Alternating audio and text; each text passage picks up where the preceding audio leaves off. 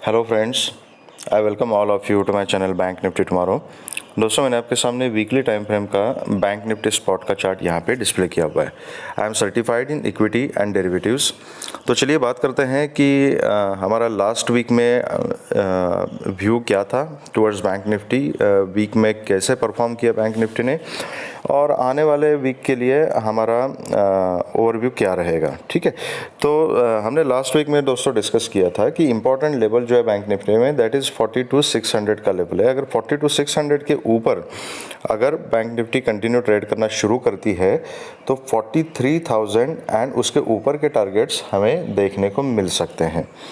Okay, तो एक अच्छा खासा मोमेंटम इस हफ्ते में बैंक निफ्टी ने दिखाया था एंड जो क्लोजिंग है दैट इज़ 43,233 की क्लोजिंग बैंक निफ्टी ने इस वीक में दी हुई है एंड हाई जो लगाया था वो 43,300 का हाई यहाँ पे हमें देखने को मिल चुका है। ठीक है, तो अभी यहाँ पे पॉसिबिलिटी क्या है, इसमें कोई डाउट नहीं है कि बैंक निफ्टी का चार्ट बहुत ही स्ट्रॉन्ग दिख रहा है। अब ये अगर आप ऑब्जर्व करोगे, ये वीकली ट्रेंड लाइन का ब्रेकआउट देने के बाद एक अच्छा खासा 3 हफ्ते तक मोमेंटम बैंक निफ्टी ने दिया था। इंपॉर्टेंट ब्रेकआउट लेवल जो था दैट वाज 41,100 का था। उसको ब्रेक करने के बाद बैंक निफ्टी ने लास्ट वीक में फिर उसको रीटेस्ट किया था और उसके ऊपर फिर ब्रेकआउट अभी यहाँ पे दे दिया है। ठीक है, तो इम्पॉर्टेंट अभी दूसरा ब्रेकआउट लेवल जो था दैट वाज 43,080 का जो जोन था that was the important breakout zone 43,080 to 130 का। तो उसके ऊपर अभी बैंक निफ्टी ने हमें क्लोजिंग दी है। ठीक है, तो नाउ 4380 का जो जोन है that should act as a support. Okay, now अभी इस हफ्ते में ना वीकली चार्ट के एनालिसिस जब हम कर रहे हैं तो इम्पोर्टेंट क्या है कि ये जो मोमेंट है, ये जो मोमेंटम बना हुआ है, इसको ठीक से हम एनालाइज करें। नाउ यहाँ पे पॉसिबिलिटी 2 है। एक पॉसिबिलिटी ये है कि अगर इस वीक की कैंडल जो मंडे को मार्केट खुलेगी और नया वीक शुरू हो जाएगा हमारा, तो इसके बाद अगर बैंक निफ्टी प्रीवियस वीक के हाई के ऊपर कंटिन्यू सस्टेन करती है तो एक ऊपर की तरफ और एक मोमेंटम हमें मिल सकता है एंड एक नया ऑल टाइम हाई भी हमें देखने को मिल सकता है क्योंकि चार्ट उतना स्ट्रांग दिख रहा है। ठीक है, that is one possibility. Second possibility is that कि यहाँ से बैंक निफ्टी फिर से एक रिट्रेसमेंट दिखाए जैसे यहाँ पे दिखाई थी। ठीक है, मार्केट तो बुलिश थी लेकिन इस वीक की जो कैंडल है, this candle it was a negative candle, इसमें मार्केट ने ये ब्रेकआउट लेवल रिटेस्ट किया था। तो हो सकता है कि यहाँ पर भी मार्केट कहीं ऊपर खुले और एक नीचे का मोमेंटम दिखा के यहाँ तक 42,800 तक का लेवल रिटेस्ट करे और यहाँ से फिर ऊपर चला जाए। दिस इज़ ऑल्सो पॉसिबल, या तो कंटिन्यूस ऊपर चली जाए, ये भी पॉसिबल है। ठीक है, तो वीकली कैंडल्स में, वीकली चार्ट के ऊपर ये दोनों पॉसिबिलिटीज़ हमें यहाँ पे दिखाई दे रही है। ओके, अगर ये इस कैंडल का लो अगर ब्रेक हो गया तो फिर मार्केट थोड़ी सी वीक हो जाएगी, no doubt about that. But उससे पहले 2-3 इंपॉर्टेंट सपोर्ट जोन्स है जो हमें वीकली चार्ट के ऊपर दिखा रहे थे। फर्स्ट सपोर्ट तो 43,080 से 130 का जोन है, दैट इज़ वन सपोर्ट। उसके बाद 42,800 का is a important support. Then 42,580-600 का जो जोन है that is a third important support. तो ये पूरे सपोर्ट जोन है। तो ये भी हो सकता है कि अगर इसके ऊपर मार्केट सस्टेन नहीं होती है तो इसमें से किसी सपोर्ट जोन को ये रिटेस्ट करके फिर ऊपर का मोमेंटम कंटिन्यू करे। This is also one possibility. ठीक है, तो अभी इसको इंट्राडे में कैसे प्ले करना है इसके लिए हमें थोड़ा मल्टी टाइम फ्रेम एनालिसिस करना पड़ेगा। तो चलिए डेली चार्ट के ऊपर जो पैटर्न बन रहा है उसको पहले हम एनालाइज करते हैं। तो अगर हम डेली चार्ट के ऊपर देखेंगे, एक मिनट, यस, तो यहाँ पे ये डबल बॉटम बनाया, उसके बाद एक अच्छा खासा मोमेंटम, फिर यहाँ से एक रिट्रेसमेंट दिखाई, फिर इस लेवल को मार्केट ने ब्रेकआउट कर दिया। ठीक है, अब कंटिन्यूसली मार्केट प्रीवियस हाई के ऊपर ही क्लोजिंग दे रही है। यहाँ पे देखिए, ये कैंडल कंटिन्यूस पिछले 3 दिन के अगर आप देखोगे तो प्रीवियस कैंडल के हाई के ऊपर ही मार्केट ने क्लोजिंग दी है और लास्ट कैंडल जो है दैट इज़ 43,233 234 पकड़ लीजिए, यहाँ पे एक्चुअल क्लोजिंग है। ये एक पैटर्न में मार्केट यहाँ पे अभी काम कर रही है, एक चैनल में चल रही है। ठीक है, और इसका जो हाई है दैट इज़ 43,230। तो अब जो मैं रीटेस्ट की बात कर रहा था, ये देखिए, ये इम्पोर्टेंट जोन था 42,800, इस जोन को मार्केट ने यहीं पे ब्रेक कर दिया था, ठीक है। ये ब्रेकआउट यहाँ पे सस्टेन किया ये 2 कैंडल्स में, और यहाँ इस कैंडल में इस लेवल को फिर से रीटेस्ट करने के बाद ऊपर की तरफ क्लोजिंग हमें यहाँ पे मिल चुकी है। तो ये क्या दर्शाता है? तो इट इंडिकेट्स कि मार्केट में बायर्स बहुत ज़्यादा एक्टिव है। जब भी सपोर्ट जोन के आसपास मार्केट आती है, उसको रीटेस्ट करते हैं, तो वहाँ से बायर्स उसको ऊपर लेके जाते हैं और उसका क्लोजिंग ऊपर की तरफ कराते हैं। तो यहाँ पे हमारी जो स्ट्रैटेजी है, डेफिनेटली बाय ऑन डिप की ही स्ट्रैटेजी यहाँ पे होनी चाहिए। तो अभी इंट्राडे में तो लेकिन ऊपर नीचे के स्विंग आ जाएंगे। अभी जैसे ये डेली कैंडल है, इंट्राडे में इस कैंडल ने नीचे का भी मूवमेंट दिया था, ऊपर का भी मूवमेंट दिया था, ठीक है। तो अगर हम ऑप्शन बायर हैं तो हमने बायस नहीं होना है, हमने किसी भी डायरेक्शन के लिए नहीं बैठना है, हमने सिर्फ फ्लो के साथ बैठना है, मार्केट के साथ हमने चलना है। तो ऑप्शन बायर के लिए ये इंपॉर्टेंट है कि वो न्यूट्रल रह के मार्केट में काम करे, नहीं तो बाइंग में पैसा बनाना मुश्किल हो जाएगा। सपोज आपका व्यू अगर बेरिश है, आपके दिमाग में सिर्फ बेरिश मूवमेंट है कि नहीं, मैं मार्केट नीचे जाएगी तभी मैं पुट लूँगा, मार्केट नीचे जाएगी तो मैं पुट लूँगा, तो आपका नज़रिया इस तरीके से हो जाएगा लाइव मार्केट में कि आपको कोई भी कैंडल नीचे आते हुए दिखाई देगी तो अभी आपको लगेगा कि मार्केट रिवर्स हो गई और नीचे की जर्नी कंटिन्यू कर रही है, आप पुट ले लोगे, वहाँ पे ट्रैप हो जाओगे और मार्केट थोड़ा 1-2 कैंडल नीचे डिप मार के वहाँ से ऊपर निकल जाएगी। इसके अपोजिट भी हो सकता है, अगर आपका व्यू बहुत ज़्यादा बुलिश है और मार्केट ने अगर नीचे जाना है, एक आधी ग्रीन कैंडल लगने के बाद आपको लगेगा कि अभी मार्केट ऊपर उठेगी, लेकिन मार्केट वहाँ से रिवर्स होकर नीचे की तरफ निकल जाएगी, आप ट्रैप हो जाओगे। तो ऑप्शन बायर के लिए सबसे ज़्यादा इंपॉर्टेंट होता है कि वो न्यूट्रल रहे, मार्केट में ट्रेड करते समय न्यूट्रल तरीके से ट्रेड करे। जिस डायरेक्शन में मार्केट जा रही है उस डायरेक्शन में हमने बैठना है और मार्केट हमें जो देगी वो हमने अपना ठीक से रिस्क मैनेजमेंट करते हुए, डिसिप्लिन में रहते हुए वो चीज़ हमने लेनी है और उसके ऊपर हमने सेटिस्फाइड रहना है, तभी हम बाइंग में एक कंसिस्टेंट प्रॉफिट कमा सकते हैं, ठीक है। तो यहाँ पे हमने सिर्फ वही करना है जो हमें चार्ट बताएगा, जो हमें प्राइस एक्शन बताएगी, ठीक है। तो इंट्राडे में ये स्विंग ऊपर नीचे आते रहेंगे, इसका मतलब ये नहीं मार्केट बेरिश या बुलिश हो गया, ये कुछ नहीं है। लेवल टू लेवल हमने काम करना है। अगर नीचे का मोमेंटम मिलता है हम आइडेंटिफाई करते हैं तो उसको पकड़ना है, अगर ऊपर का मिलता है तो पकड़ना है। अगर स्ट्रैटेजी की बात करें, ओवरऑल प्राइस एक्शन की बात करें, तो ये स्ट्रैटेजी हमारी maximum to maximum buy on dip होनी चाहिए, ठीक है। तो अभी इंट्राडे में किस तरीके से हमने काम करना है, इसके लिए मैं लेके चलता हूं आपको 15 मिनट्स टाइम फ्रेम के ऊपर। तो 15 मिनट्स के ऊपर देखते हैं कि हमारा डिस्कशन क्या था, मार्केट ने क्या किया, हमें कौन कौन से अपॉर्चुनिटीज़ मिली थी और आगे किस तरीके से काम करना है हमने, ठीक है। तो दोस्तों हमने एक एंटीसिपेट किया था कि फ्राइडे के दिन हो सकता है मंथली एक्सपायरी भी हो चुकी है, कॉन्ट्रैक्ट्स नए शुरू हो चुके हैं, तो फ्राइडे के दिन हम एक्सपेक्ट कर रहे थे कि मार्केट थोड़ा कंसोलिडेट हो सकती है और पॉजिटिव रह सकती है। जहाँ पर भी रेंज ब्रेकआउट मिलेगा उस साइड में हम ट्रेड कर सकते हैं। तो जैसा हमने एंटीसिपेट किया था, मार्केट वॉज रेंज बाउंड 42,800 से लेके 43,080 के बीच में ही market most of the time रही थी पूरा दिन, ठीक है। अब यहाँ पे ये जो मोमेंटम यहाँ पे मिल चुका है, ये बहुत ही ज़रा सिग्निफिकेंट मोमेंटम था, ऐसे मैं बोलूँगा नहीं, क्योंकि ये अगर कैंडल आप देखोगे तो ये 3:15 बजे की कैंडल है। कितने लोग ऐसे होते हैं जो 3 बजे के बाद मार्केट में ट्रेड करते हैं, इतनी देर तक करना भी नहीं चाहिए। सुबह से अगर आप 9:15 बजे से मार्केट में बैठे हो, आपने या तो ये मोमेंटम कैप्चर किया है या तो यहाँ पे सपोर्ट पे हमारा अगर बाय ऑन डिप की स्ट्रैटेजी अगर आपने अपनाई है, जैसा हमने डिस्कस किया था कि अगर डिप मिलता है सपोर्ट के ऊपर, कहीं सपोर्ट का पैटर्न हमें दिखाई देता है तो हम वहाँ पे बाय करेंगे। तो ये अगर मोमेंटम आपने कैप्चर किया हुआ है तो डेफिनेटली कोई भी एक डिसिप्लिन ट्रेडर है वो 3:15 बजे किसी ट्रेड में घुसना नहीं चाहेगा। ये कैंडल ये जो बनी है इसका रीज़न क्या हो सकता है? लॉजिकली तो रीज़न यही है कि 3 दिन का हॉलीडे था, तो कोई भी अपनी पोजीशन यहाँ पे होल्ड करना नहीं चाहता, इसलिए यहाँ पे एक शॉर्ट कवरिंग की रैली हमें देखने को मिल चुकी है, ठीक है।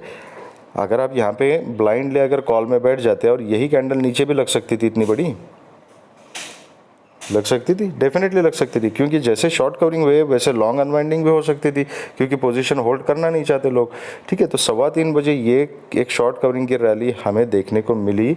अब फॉर्चुनेटली अगर कोई उस ट्रेड में बैठा होगा तो उसने अच्छा खासा प्रॉफिट कमाया होगा। तो एक 250-300 पॉइंट की कैंडल लग चुकी थी, लेकिन ये कोई मेरे हिसाब से तो ये कोई ट्रेडेबल कैंडल नहीं थी।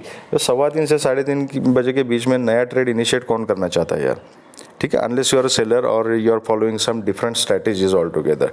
ठीक है, तो बाइंग में मुझे नहीं लगता कि बहुत ज़्यादा कुछ सिग्निफिकेंट कैंडल थी, लेकिन ओवरऑल जो हमारा व्यू था दैट वाज करेक्ट कि market was range bound between 200-250 point. तो इसमें भी अगर किसी ने काम किया होगा तो यहाँ से एक अच्छा खासा 100-150 पॉइंट का थोड़ा बहुत मोमेंटम कैप्चर किया होगा। ठीक है, तो इस रैली को जो है वो मैं निगलेक्ट कर रहा हूँ। अगर किसी ने कैप्चर किया है तो वेल एंड गुड। तो अभी हमने किस तरीके से काम करना है, लेकिन ये ब्रेकआउट बहुत शानदार दिया था मार्केट ने। 4380 से 130 का जो जोन है इसका ब्रेकआउट देके क्लोजिंग जो है 43,226 के एक्चुअल क्लोजिंग दी है, एंड हाई जो है दैट इज़ 43,300 का। ओके, तो सिंपल है, अगर 4380 से लेके 43,300 मतलब ये 200 पॉइंट के बीच में अगर मार्केट कहीं भी खुलती है, वेट करना है। अगर यह नीचे खुलती है थोड़ा, मतलब गैप डाउन खुलती है थोड़ा नीचे, और 43,800 130 100 के जोन में यहाँ पे सपोर्ट कैसे बनाती है, मतलब जैसे यहाँ पे ये देखिए 800 का सपोर्ट था, यहाँ पे मार्केट ने कंसोलिडेट किया, कंसोलिडेट करने के बाद ऊपर का मोमेंटम शुरू किया, तो यहाँ पे आपको प्राइस एक्शन देखनी पड़ेगी। ठीक है, तो अगर यहाँ पे कोई सपोर्ट का सीन बनता है तो definitely I would like to go for a call with a very strict stop loss. और 4380 के आसपास अगर मैं कॉल की पोजीशन लेता हूँ तो इंडेक्स में 4350 के आसपास मेरा स्टॉप लॉस रहेगा। जो टारगेट्स रहेंगे वो 43,300 तक के टारगेट्स रहेंगे। इसके ऊपर अगर निकल जाती है बैंक निफ्टी तो 43,500 तक के टारगेट्स भी ट्रेल किए जा सकते हैं।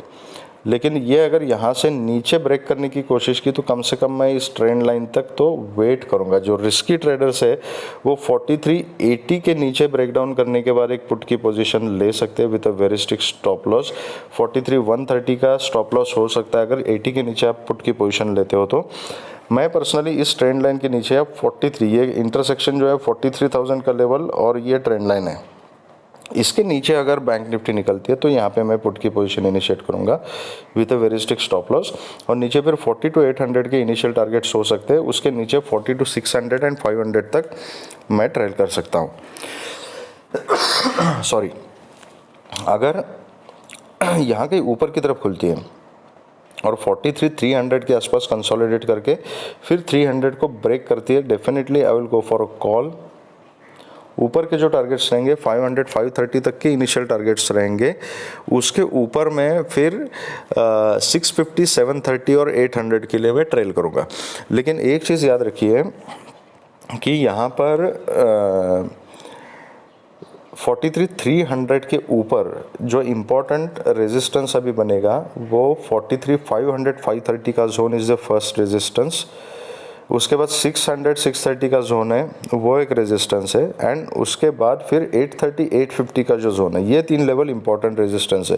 तो अगर यहाँ से आपको ऊपर मार्केट मिलती है तो एटलीस्ट अपनी 80% क्वांटिटी जो है वो 500 के आसपास अगर आपको बैंक निफ्टी मिलती है तो वहाँ पर आप बुक कर सकते हैं, बाकी रेस्ट ऑल क्वांटिटी आप ट्रेल कर सकते हैं। ठीक है, तो ये रही हमारी स्ट्रेटजीज फ्लैट के लिए।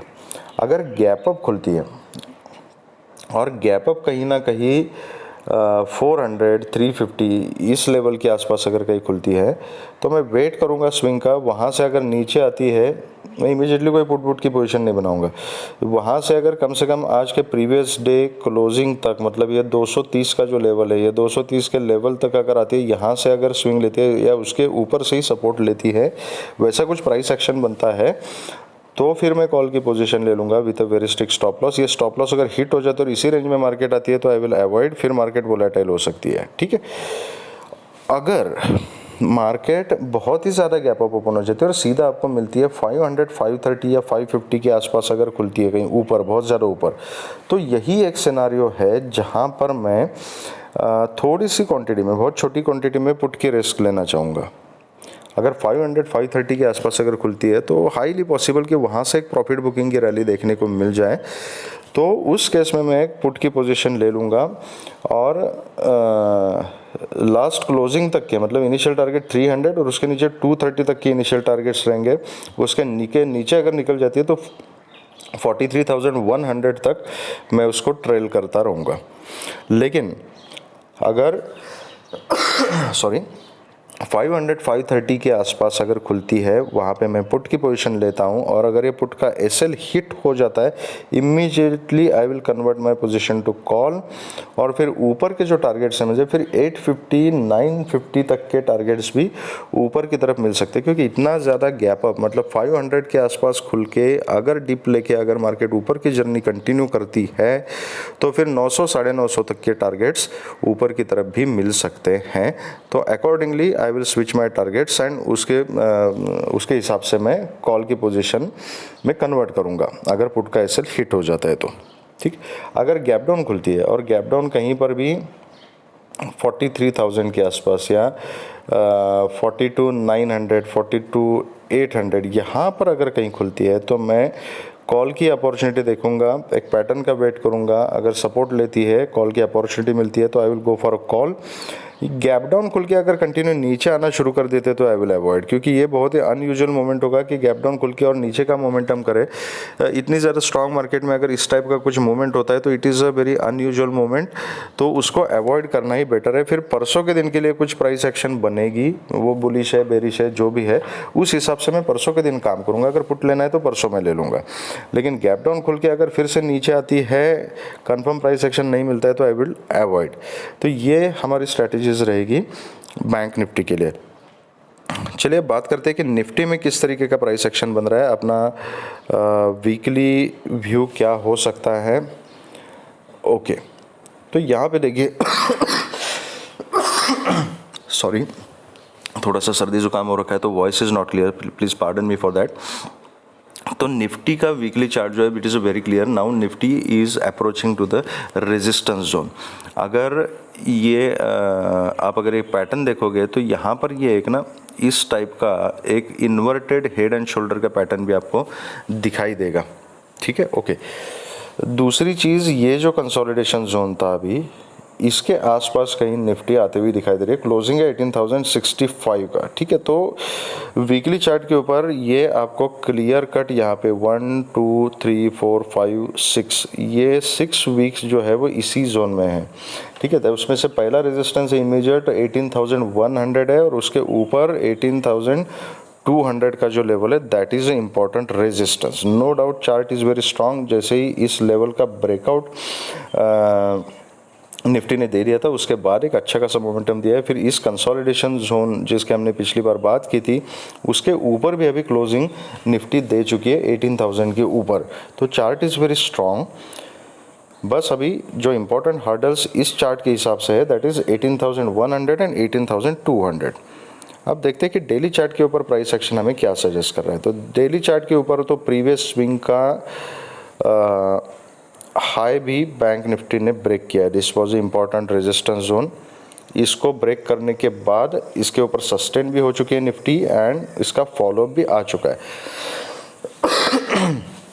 अब मैं जिस रेजिस्टेंस की बात कर रहा था दैट इज़ दिस रेजिस्टेंस, इस स्विंग का जो ये हाई है ना यहाँ पर, ये और ये कंसोलिडेशन जोन जो है, तो these are two levels 18,100 and 200। इसके ऊपर अभी सस्टेन होना निफ्टी के लिए ज़रूरी है। अगर इसके ऊपर तो 18,200 का लेवल जो है वो अगर निफ्टी ने सक्सेसफुली निकाला, उसके ऊपर अगर ट्रेड करना शुरू कर दिया तो एक अच्छा खासा मोमेंटम ऊपर की तरफ मिल सकता है और नया ऑल टाइम हाई भी हमें निफ्टी में देखने को मिल सकता है आने वाले दिनों में। तो अभी चलिए देखते हैं कि इंट्राडे में किस तरीके से हमने काम करना है और इंट्राडे का प्राइस एक्शन क्या बन रहा है। ठीक है, तो यहाँ पर कंटिन्यूस निफ्टी ये एक ट्रेंड लाइन के ऊपर निकल रही है। मतलब अगर आप मोमेंट उसका देखोगे तो ट्रेंड लाइन का सपोर्ट लेके निफ्टी ऊपर की तरफ जा रही है। फ्राइडे के दिन भी अच्छा खासा अपसाइड का मोमेंट निफ्टी ने दे दिया था। ठीक है, और जैसे ही ये 960 का जो लेवल है इस लेवल को ब्रेक कर दिया था निफ्टी ने, तो एक अच्छा खासा मूवमेंट ऊपर की तरफ मिला। अब लाइक बैंक निफ्टी ये जो कैंडल है again in Nifty also it was very difficult to trade. 3 सवा 3 बजे के बाद कोई भी नई पोजीशन नहीं बना था, तो ये आखिरी में मोमेंटम हमें देखने को मिला था। अगर किसी ने इसको ट्रेल किया है तो अच्छा खासा प्रॉफिट इसमें कमाया होगा। ठीक है, तो अभी इम्पोर्टेंट लेवल्स अभी हमारे लिए क्या है, तो ये 960 टू 18,000 का जोन है ना। ठीक है। This was a breakout level, 18,000 को ब्रेकआउट किया था। यहाँ इसी जोन में बहुत देर तक निफ्टी ने कंसोलिडेट किया है, तो this zone should act as a support now. अगर यहीं से 18,000 से 18,100 के बीच में 18,080 का हाई फ्राइडे के सेशन में निफ्टी का हमें मिला है, तो इस 80 पॉइंट्स के बीच में अगर कहीं निफ्टी खुलती है, मिडल में खुलती है, वेट करना है। यहाँ से डिप लेगी अगर 18,980 960 यहाँ के इस लेवल के आसपास अगर कहीं के सपोर्ट का सीन बनता है तो definitely I will go for a call. अगर 960 के आसपास मैं कॉल की पोजीशन लेता हूँ तो मेरा 930 का स्टॉप लॉस रहेगा। यहाँ पे ऊपर के टारगेट्स फ्राइडे के हाई तक के, मतलब 18,080 तक के टारगेट्स यहाँ में मिल सकते हैं, उसके ऊपर हम ट्रेल कर सकते हैं। अगर फ्लैट खुल के ऊपर जाती है तो वेट करना 18,100 के लेवल को ब्रेक करने का। 18,080 के ऊपर जो रिस्की ट्रेडर्स है 18,080 के ऊपर अगर क्लोजिंग मिलती है तो बहुत ही छोटी क्वांटिटी में एक कॉल की पोजीशन इनिशिएट कर सकते हैं with a very strict stop loss. 18,100 के ऊपर सस्टेन होने के बाद उसमें और पोजीशन ऐड की जा सकती है। 18,130 तक के टारगेट ईजी मिल जाएंगे। उसके बाद 150, 170 एंड 200। 18,200 के आसपास अगर आपको निफ्टी मिलती है तो वहाँ पे प्रॉफिट बुक करना ज़्यादा ठीक रहेगा, क्योंकि 18,200 से 230 का जो जोन है that is a important resistance. अगर निफ्टी हमें गैप अप ही मिलती है, और गैप अप कहाँ पे मिलेगी, अगर 18,170, 180, 200 इतना ज़्यादा 100, 120 पॉइंट्स का अगर गैप अप मिलता है और 200 के आसपास अगर कहीं हमें निफ्टी मिलती है तो वहाँ पर मैं एक पुट की रिस्क लेना प्रेफर करूँगा, because that is important resistance zone. 3 हफ्ते के बाद मार्केट खुलेगी तो प्रॉफिट बुकिंग की एक रैली वहाँ पे देखने को मिल सकती है, तो वो मैं एक चांस लेना चाहूँगा। अगर 18,200 के आसपास अगर मुझे निफ्टी मिलती है तो बहुत ही छोटी क्वांटिटी में एक पुट की पोजीशन लेना प्रेफर करूँगा। एंड 18,100 एंड 18,050 तक के इनिशियल टारगेट्स मेरे हो सकते हैं, उसके नीचे मैं ट्रेल कर सकता हूँ। अगर 18,200 के आसपास मैं पुट की पोजीशन इनिशिएट करता हूं तो मेरा स्टॉप लॉस 18,230 का रहेगा। अगर ये स्टॉप लॉस हिट हो जाता है तो immediately I will convert my position to call. और अगर 18,200 के आसपास खुल के डिप लेके अगर मार्केट ऊपर की जर्नी कंटिन्यू कर रही है तो फिर 18,300 तक के टारगेट्स भी ऊपर की तरफ मिल सकते हैं, तो मैं इमीडिएटली अपनी पोजीशन कॉल में कन्वर्ट करके 18,300 एंड 330 तक के टारगेट्स के लिए फिर बैठ जाऊंगा। अगर गैप डाउन खुलती है और गैप डाउन कहीं पर भी 17,960 या 900 यहाँ कहीं अगर खुलती है, यहाँ पे कोई सपोर्ट का सीन बनता है तो I will go for a call. Friday का क्लोजिंग एंड फ्राइडे के हाई तक के इनिशियल टारगेट्स रहेंगे, उसके ऊपर फिर मैं ट्रेल कर सकता हूँ। अगर गैप डाउन खुल के नीचे की जर्नी कंटिन्यू करती है निफ्टी तो मैं अवॉइड करूँगा, जैसा मैंने बैंक निफ्टी में बताया। फिर मार्केट थोड़ी सी वोलेटाइल हो सकती है, इट इज़ वेरी अनयूजुअल। तो ऐसी अगर मोमेंट है, इस तरीके से अगर निफ्टी को वीक होना है तो उसमें पुट की पोजीशन में परसों के दिन बनाऊंगा, लेकिन कल के दिन फिर मैं उसको अवॉइड करूंगा। ठीक है। दूसरी एक इम्पॉर्टेंट बात applicable for Nifty and bank Nifty both, कि अभी मार्केट जो खुलेगी सीधा ट्यूसडे को, कल खुलेगी आफ्टर 3 डेज ऑफ हॉलीडे, तो मार्केट कहीं पर भी खुले मेरा एक सजेशन है आपको, मार्केट कहीं पर भी खुले, खुलते के साथ इमीडिएटली ट्रेड इनिशिएट करना अवॉइड कीजिए। क्योंकि अगर आप थोड़ा सा स्टडी करेंगे इसका option in buyers point of view तो आप समझ जाओगे कि जब 2-3 दिन के हॉलीडे के बाद जब मार्केट खुलती है ना, तो खुलने के बाद पहले जो 5-10 मिनट होते हैं उसमें काफ़ी सारी वोलेटिलिटी रहती है। प्रीमियम्स बहुत तेज़ी से ऊपर नीचे फ्लक्चुएट होते हैं। उसका रीज़न शायद आप में से बहुत से लोगों को पता होगा कि इतना हॉलीडेज़ के बाद जब मार्केट खुलती है ना, तो सबसे पहले उसका प्रीमियम एडजस्टमेंट किया जाता है पहले 5-10 मिनट में। तो इमीडिएटली ट्रेड में घुसना इज़ वेरी डिफिकल्ट, चाहे वो कॉल की तरफ हो चाहे पुट की तरफ हो। तो it is better to wait for some time, थोड़ा सा मार्केट को कूल डाउन होने दीजिए, खुलने के बाद प्रीमियम एडजस्टमेंट कंप्लीट होने दीजिए। जब मार्केट स्टेबल हो जाएगी, एक प्राइस एक्शन कुछ पैटर्न बनाना शुरू करेगी, तो उसके बाद आप ट्रेड इनिशिएट कर सकते हो। तो एटलीस्ट पहले एक 5-10 minute just wait and watch, price action को ऑब्जर्व कीजिए। 6 घंटे की मार्केट होती है, कोई मूव आपका मिस नहीं होगा। अगर आप सही सेटअप के ऊपर ट्रेड लेते हो तो you will not miss out on anything. Market आपको कम से कम एक मौका तो देगी ही देगी, ठीक है। तो हो सकता है कि मार्केट थोड़ी सी वोलेटाइल हो ट्यूसडे के दिन, तो आराम से संभल के आपने काम करना है। Wait and watch for first 5-10-15 minutes, और जब आपको कंफर्टेबल सेटअप मिलेगा, एक कंफर्म सेटअप मिलेगा, कुछ पैटर्न मिलेगा, तो उस समय आप अपना रिस्क मैनेज करते हुए डिसिप्लिन के साथ ट्रेड इनिशिएट कर सकते हो, ठीक है। तो अगर आपको ये वीडियो पसंद आया है तो please hit the like button, subscribe the channel and share the video with the maximum people so that all will be benefited. अगर आपका कुछ सजेशन है, सुझाव है, कुछ रिक्वायरमेंट्स है, तो आप मुझे कमेंट सेक्शन में बता सकते हैं। Thank you very much friends and all the very best.